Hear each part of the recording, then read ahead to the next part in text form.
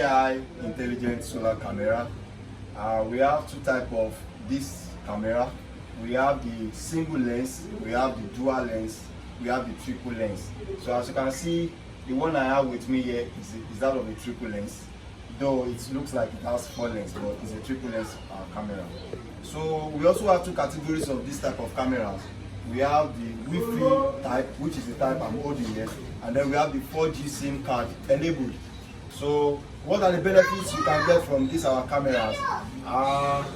As I said before, it is AI enabled in such a way that whichever space you want to monitor, you can set it in such a way that a specific area can be monitored. So which is the AI enabled part of it. It is solar powered, so which means it runs 24/7. It has its own inbuilt battery, which is made use of lithium.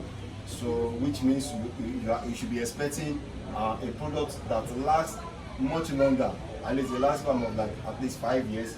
So and then it works throughout the night, and then during the day the battery inside of it is being charged back.